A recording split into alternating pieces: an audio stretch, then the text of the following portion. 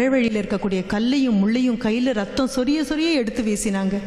இப்போ ஒரு காலத்தில் வனமாக இருந்ததெல்லாம் இப்போ மிக அழகான பூங்காவாக மாறி இருக்கு. அவங்க அத்தனை பேர் மனதிலையும் நீங்கள் நிற்கணும் அப்படின்னா சில விஷயங்களை நான் உங்ககிட்ட பகிர்ந்து கொண்டு தான் ஆகணும். உங்களுடைய மிகப்பிறந்த உலகத்தில் என்னுடைய ஒரே வாழ்த்து இதுதான். மிக அற்புதமான மகோன்னதமான தோல்விகளை நீங்கள் சந்திக்கணும். மாற்றி சொல்லிட்டேனோன்னு சந்தேகம் வரலாம். வெற்றி அடையணும்னு சொல்கிறதுக்கு பதிலாக தோல்விகளை சந்திக்கணும்னு சொல்கிறாங்களே அப்படின்னு. இல்லை, தோல்வி மிகவும் அழகானது, தோல்வி மிகவும் சுவாரஸ்யமானது. தோல்வி சொல்லிக் கொடுக்கக்கூடிய பாடங்கள் நிரந்தரமானவை. தோல்வி மாதிரி வெற்றிக்கு பாடம் சொல்லிக் கொடுக்க தெரியாது. வெற்றி போதை தரும், வெற்றி கிளுகிழுப்பு தரும், வெற்றி கிளர்ச்சி ஓட்டும், வெற்றி கால வழுக்கி விட்டுடும். பயம், தோல்வி ரொம்ப பெரியது. தோல்வி எப்படி தோல்வி அடையணும்னு முறை இருக்கு. இன்னார்கிட்ட தோல்வி அடையணும்னு முறை இருக்கு. அந்த தோல்வி உங்களுடைய தோல்விகள் அற்புதமான தோல்விகளாக இருக்கணும். போராடி தோக்கணும், உட்கார்ந்து தோக்கக்கூடாது, ஓடி ஓடி தோக்கணும். மிகப்பெரிய பிரம்மாண்டமான தோல்வியாக இருக்கணும். என்னுடைய மாணவன்கிட்ட நான் சிரிச்சுட்டே சொல்வேன், முயல் வேட்டைக்கு போய் ஜெயிக்கிறத விட யானை வேட்டைக்கு போய் தோத்துட்டு வாடான்னு சொல்வேன். எதை துரத்துறோங்கிறது முக்கியம், எதற்காக துரத்துறோங்கிற முக்கியம். இழந்தோமா வென்றோமாங்கிற வித்தியாசம் இல்லாமல் முடிந்ததுக்கு அப்புறம் கையில் கப்பை கிடைக்க அந்த கோப்பை கிடைக்காட்டா கூட அது முடிந்ததற்கு அப்புறம் மனதுக்குள்ள ஒரு திருப்தி. I have given my best.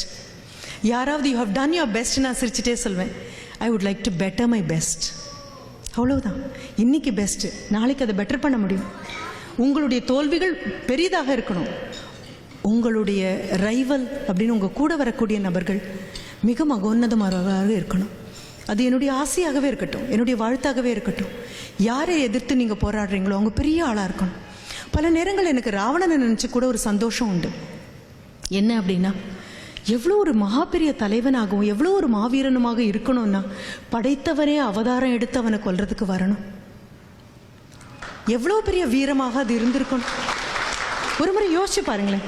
நான் குரூப் டிஸ்கஷன் சாஃப்ட் ஸ்கில் சொல்லிக் கொடுக்கும்போது குரூப் டிஸ்கஷன் அப்போல்லாம் சொல்வேன், ராவணனா பிறந்தா ரொம்ப வசதி. குழந்தைங்க ரொம்ப ஆச்சரியமாக நிமிந்து பார்ப்பாங்க. குரூப் டிஸ்கஷனுக்கு யாரையும் கூப்பிடவே வேண்டாம், 10 தலையும் பேசினாலே போதும்.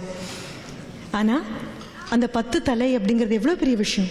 பார்வை எவ்வளோ விசாலமானது, எவ்வளோ மகோன்னதமான ஒரு எதிரியாக இருக்கணும்.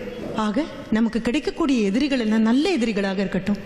அன்றாட பிரார்த்தனையாக ஆண்டவங்கிட்ட கேட்க வேண்டியது ஒன்றே ஒன்று தான், God please take in giving me the best of best rivals. தேர்ந்தெடுத்து கொடுப்பா. ஏதோ போற வரவனெல்லாம் எதிரி ஆக்காதேம்மா. நிதானமாக பார்த்து பார்த்து எனக்குன்னு ஒரு எதிரியை உருவாக்கி கொடு தெய்வமே. என்ன காரணம் தெரியுமா? குமிஞ்சு குட்டுறதுல சுவாரஸ்யமே கிடையாது. எம்பி குட்டணும், எம்பி குட்டணும்.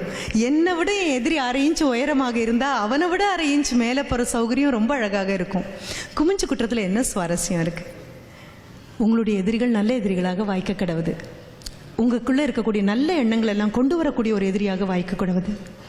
சரி, என் முதுகு பின்னால் யாராவது 2 பேர் பேசுகிறாங்க, அப்போ கூட சந்தோஷப்படுங்க. முதுகு பின்னால் தானே பேசுகிறாங்க, அவங்களோட இன்னும் 2 அடி முன்னால் தானே இருக்கீங்க. 2 அடி முன்னால் இருக்க போக தானே முதுகு பின்னால் பேசிகிட்டு இருக்காங்க. இல்லைன்னா நம்ம முன்னால் இல்லை பேசுவாங்க. ஒவ்வொன்றிலையும் சந்தோஷம்தான் இருக்கு. யாரும் இல்லாத எனது தன்மை எனக்கு மிகவும் பிடித்தமான ஒன்றாக இருக்கும். செலிபிரிட்டிஸை பார்க்கும்போதெல்லாம் பயமாக இருக்கும். செலிபிரிட்டிஸை கொண்டாடும்போது இன்னும் பயம்.